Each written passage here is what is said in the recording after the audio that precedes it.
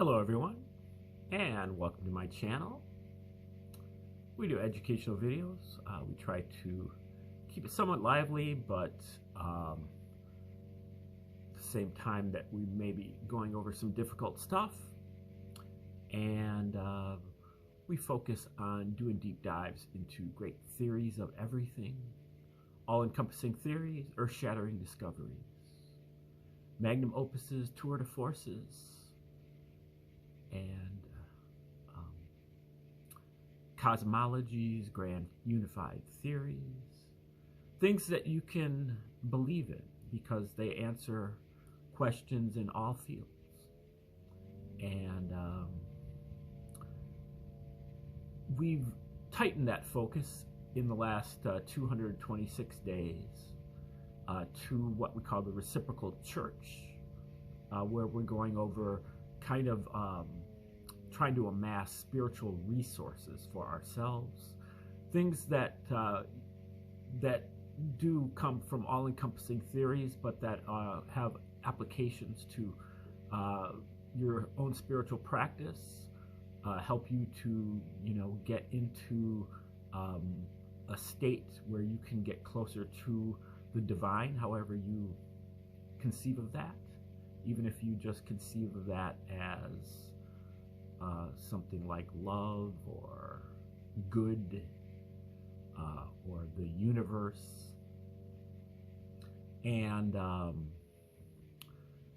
we're trying to put together these resources because we recognize that the Western religions in particular are falling apart at the seams because they don't represent truth. Now, most people, when they think of doing the deep dive on the Bible, they get into their Bible. They read more and more about the Bible, not more and more about the Bible, more and more of the Bible, and delve into some of the maybe different translations or different interpretations of the scriptures. But we want to step back a little bit before that and really ask the question, what is the Bible? Where did it come from? Who wrote it? And why? And when we do that, I believe it becomes totally obvious that the Bible was written by the Roman Caesars, particularly the Roman Caesars of the Flavian dynasty from 69 to 96 AD, and their fingerprints and their signature is all over the New Testament. One of these folks who was in the Flavian dynasty, which includes emperors Vespasian, Titus, and Domitian, his name was Flavius Josephus.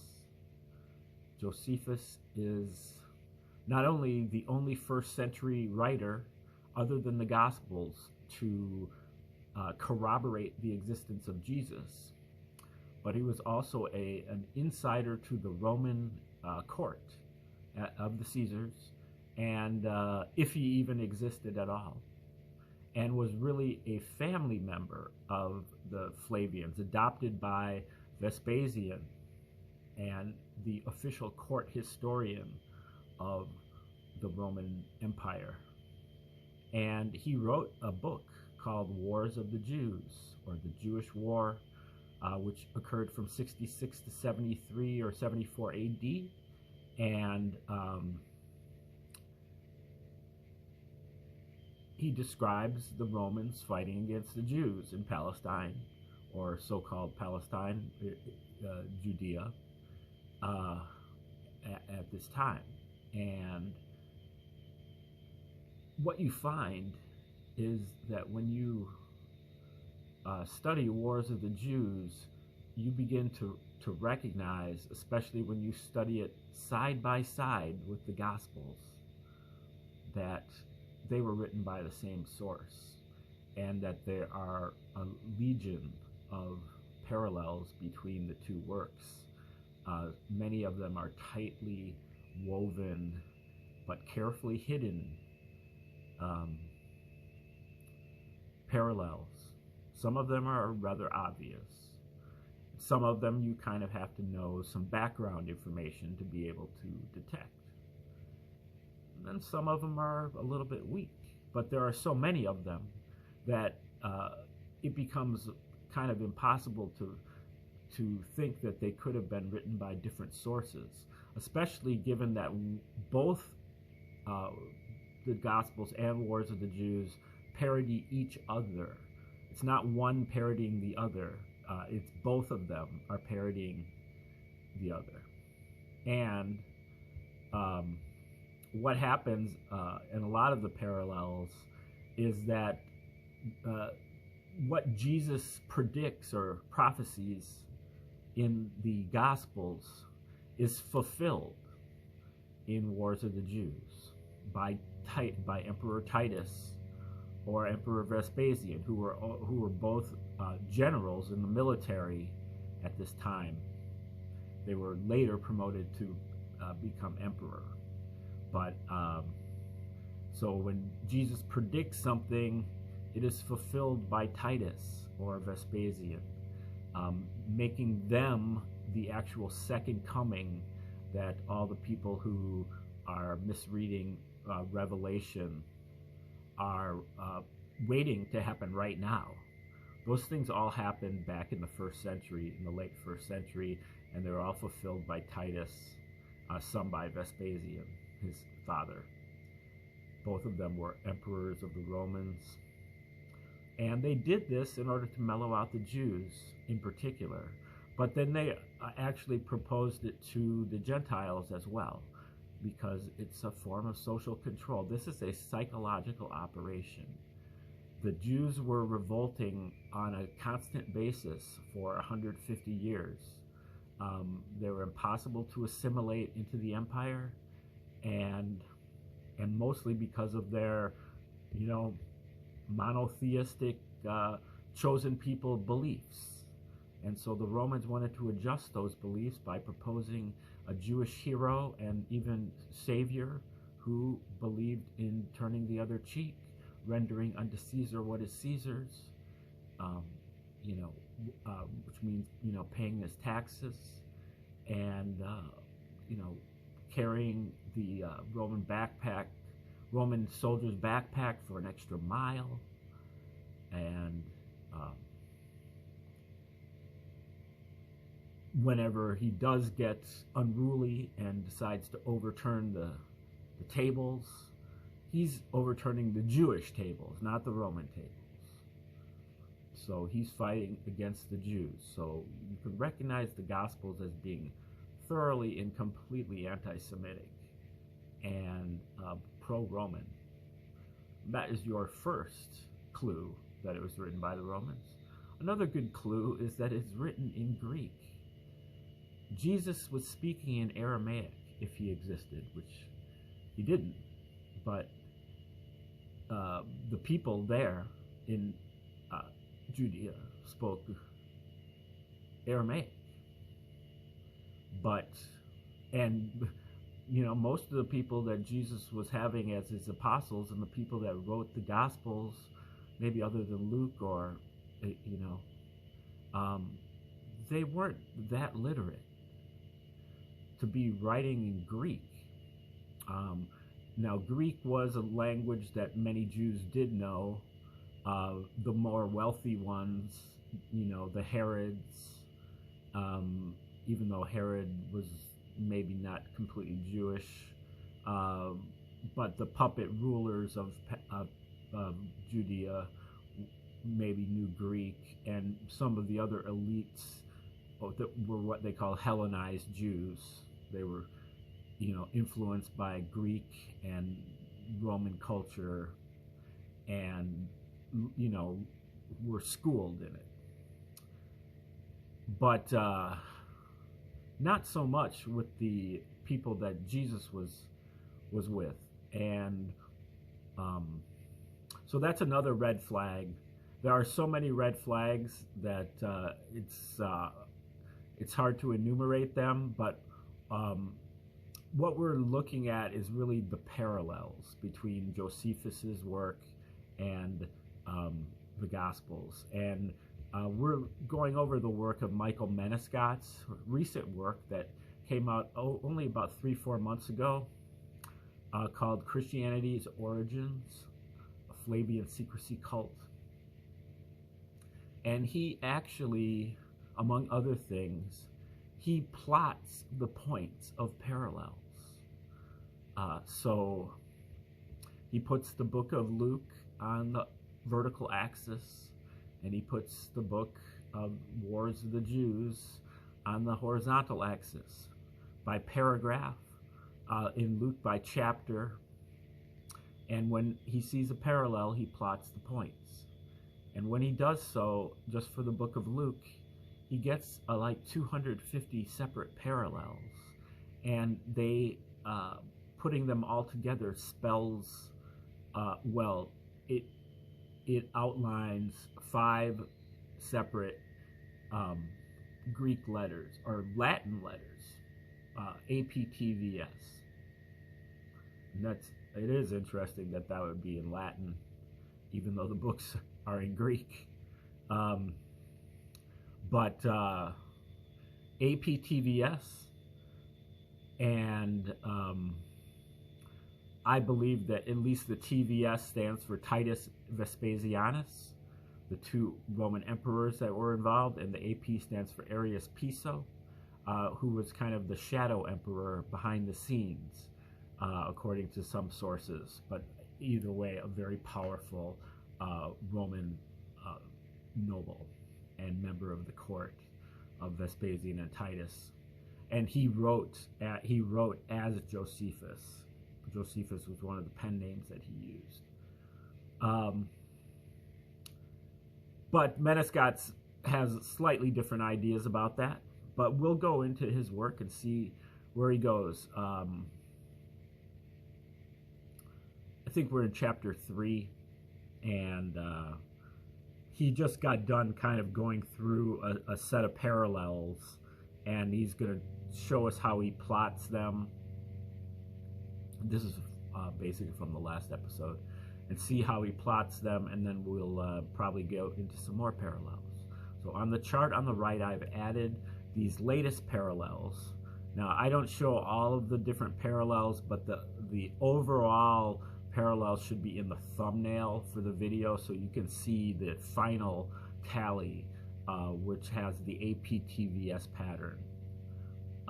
And you can do this for yourself. That is why we're reviewing this, because this is something that, you don't have to take anybody's word for it. You can get a copy of Josephus online, a PDF form for free, and you can do the same with the Bible, and you can go over these parallels yourself and verify it for yourself, and that's basically what we're doing here. On the chart on the right, I have added these latest parallels, including 3 I mentioned in the previous chapter. The new ones have a green outline, and it is already clear that they are not limited to a single location.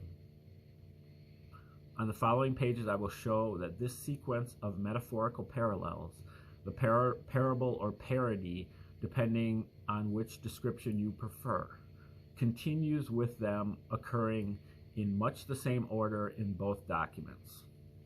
So that's also revealing, is that the order of the parallels is basically like, so if you open up the book of Luke and then you open up Wars of the Jews, you'll continue to be going forward in the book, in both of them as you read them, because the parallels are basically in the same order. Not exactly, but basically in the same order. In Joseph Atwill, in his book Caesar's Messiah, he does show about 35 or 40 parallels that are in exactly the same order. And the parallels are way beyond that, though, too, because the place is identical also. So where Jesus in the Gospels, where he goes, then Titus goes to that place also in Wars of the Jews. Their entire, like, Jesus's entire ministry is parallel to Titus's military campaign. They both lasted 3 years, and they both went to the same places and underwent similar or parallel events.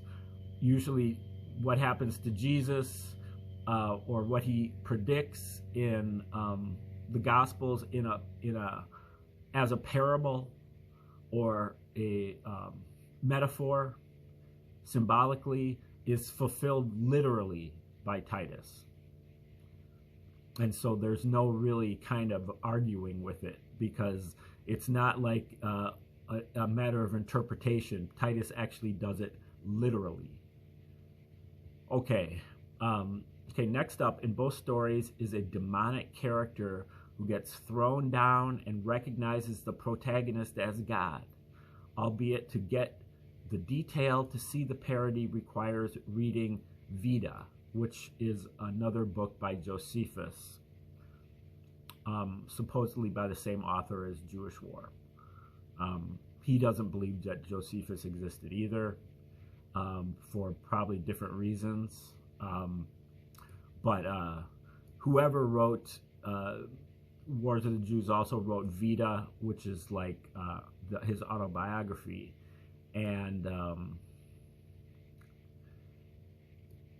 he calls that really like the synoptic Josephus. So just like Luke is one of the synoptic gospels, and occasionally he has to resort to going to Matthew or Mark to get a little bit more information to fill in the parallel.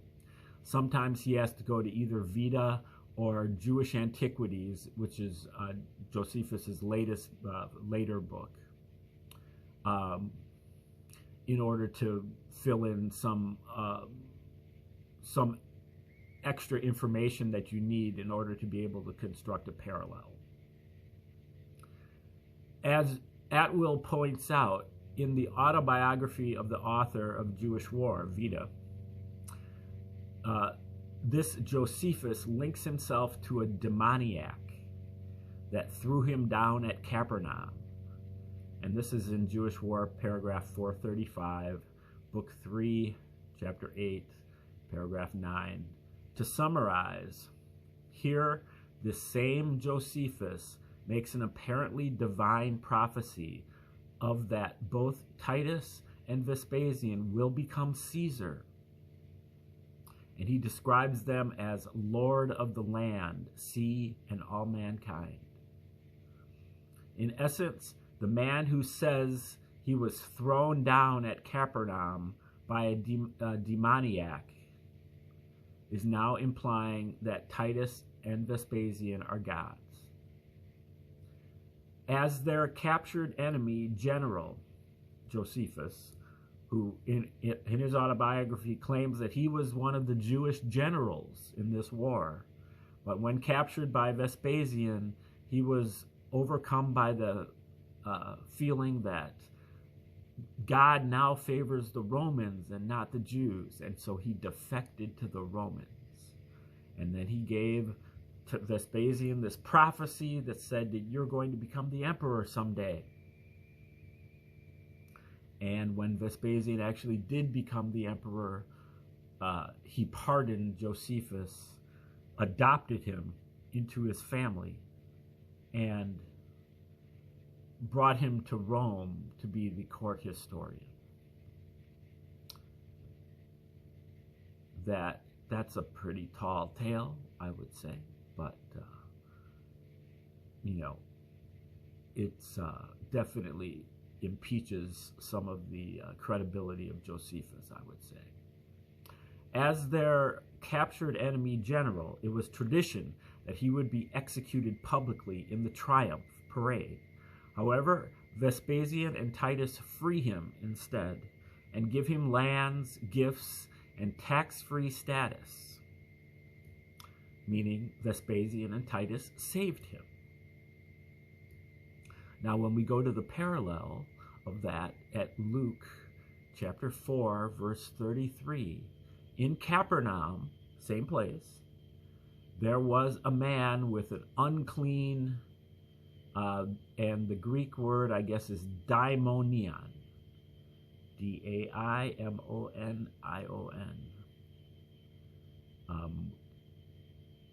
And apparently the word in Wars of the Jews, or Evita, is demoniac. But either way, it's a man with an unclean disposition. And he cried out, I know you, saying to Jesus, I know you are the Holy One of God. Jesus made the devil come out. It threw him down, and it hurt him not. Meaning Jesus saved him. So that is another parallel. Jewish War 4:35 and Luke chapter 4 verse 33. So you can plot that point. And he goes on to add, the observant reader will see that there was a message hidden in that parallel. It's effectively a riddle. By comparing the parallels, it is plain to see that Vespasian and Titus are being equated with Holy One of God. Now, the following parallel is the first one where Jewish War is parodying Luke back. I include it partly because it builds on how the parallel above identifies Vespasian as Lord of the earth, and partly because it gives us insight into how, at face value, Luke promotes worship of Jesus, but in secret, it really aims to promote worship of Titus, or the Flavian emperors. So, he says, noting that Jewish War, paragraph 435, which we just went through, describes Vespasian as Lord of the earth and sea, etc. We now find that this status referenced in Jewish War, paragraph 631, which says, there was an ambiguous oracle in the Jews' sacred writings about how one from their country should become governor of the habitable earth. He's saying same concept as Lord of the earth, governor of the habitable earth. The Jews took this to belong to themselves and were so deceived. Now this oracle denoted the dynasty of Vespasian, who was later appointed emperor in Judea. So the oracle in this Wars of the Jews looks like it is pointing at a Jewish governor of the habitable earth, but he's saying that they were deceived and that the oracle really denoted the dynasty of Vespasian, who was later to become Lord of the earth, who was later to become emperor. Now we go back to Luke 4, verse 33. As already mentioned, this man with an unclean daimonion in Capernaum cried out, I know you are the Holy One of God.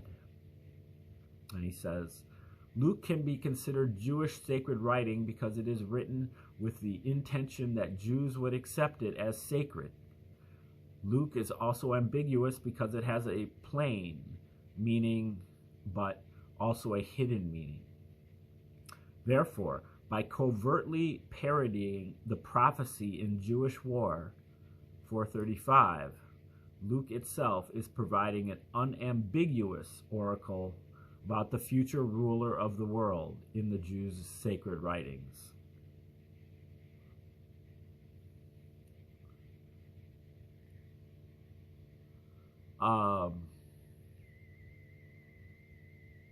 That's a little bit confusing to me. By covertly parodying the prophecy in Jewish War 435, well, there isn't one. There is a prophecy in Jewish War 631. It says that the sacred writings about how one from their country should become governor of the habitable earth. And by covertly parodying that prophecy, Luke itself is providing an ambiguous oracle about the future of the world in the Jews' sacred writings. Okay, let's see what he has to say about this. The style of this parallel is unusual, not only because we have to reference another version to see that it exists, but also because it is Luke itself that is being parodied, revealing a message that Luke is a cryptic text, hiding a message that the Flavian emperors are the God of the Jews. Notice that this particular parallel couldn't be revealed to lower initiates of the secrecy cult, and rather is information to be revealed to those initiated into the highest rank, at the point that you're ready to let go of the Jesus worship and embrace the Titus worship. Now, in case my reader doesn't find this convincing, which I would be one at this point, I will now show how the two surviving versions of Jewish war work together to provide the same message, and indeed rather less subtly. Now, I think the other surviving version of Jewish war is the Slavonic version that the Slavs put together in like the 9th century or something.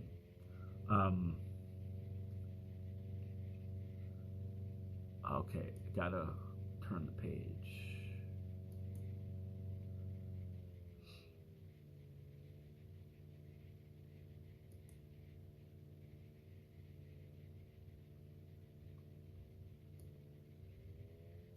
Oh boy.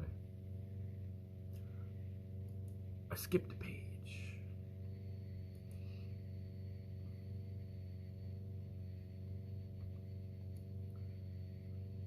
Okay.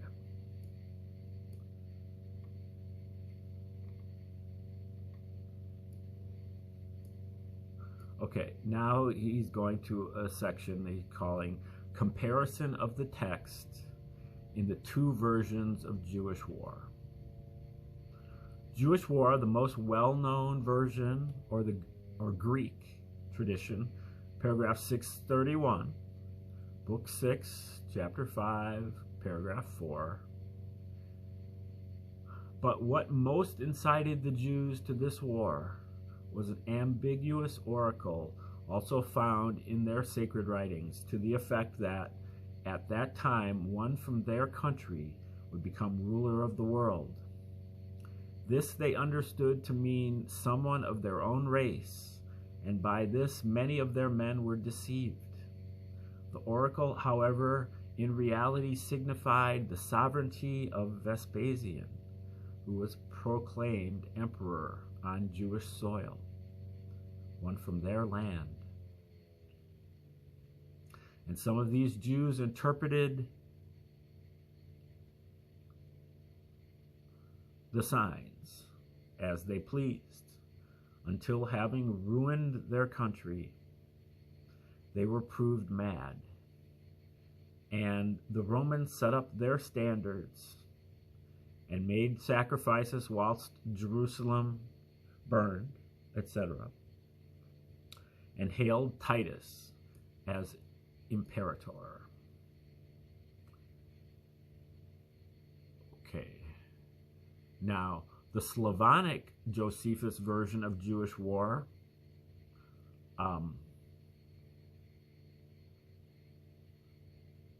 in the same paragraph says, but they were impelled to make war by an ambiguous prediction found in the sacred books, saying that in those times someone from the Judean land would be reigning over the entire world. For this there are various explanations. Some thought it meant Herod, others the crucified miracle work Jesus, and others Vespasian. and the Jews interpreted the signs as they wished, until, however,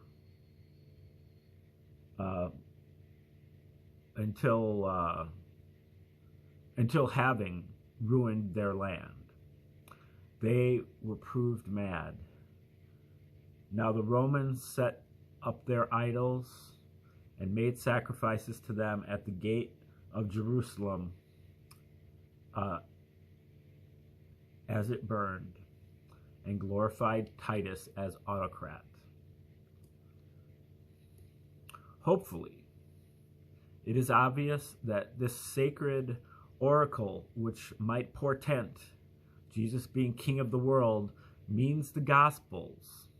However, not only do the Gospels present Jesus as future king of the earth, but Jesus' story is also repeatedly parallel with Titus and Vespasian in the second half of Jewish War, and the story of Herod in the first half of Jewish War.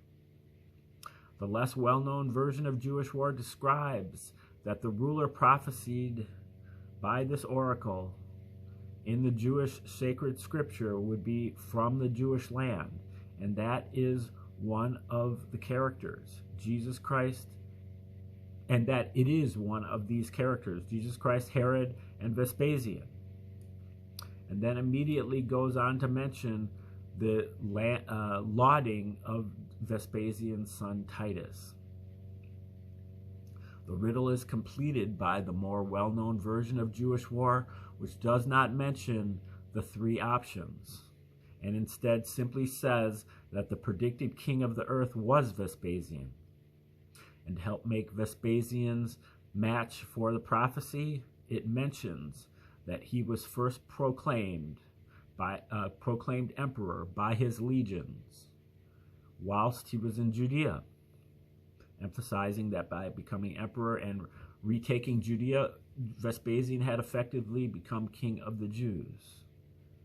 Again, this information would not be explained to low-level initiates who were still discovering that Jesus was divine, or that Jesus' second coming was Titus. The riddle would only be revealed to the highest rank to help convince them that Jesus' story is just a ruse to drive people to some, presumably righteous, final truth that only the Flavians are to be worshipped. All right. Now, he's finally going to get to the main sequence of parallels in which Jesus' story mirrors the Flavian invasion of the Jewish War. And we'll be getting to that tomorrow. Hopefully it'll be a little bit more straightforward.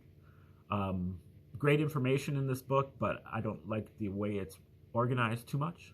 But regardless, thanks for tuning in today. Have a great day.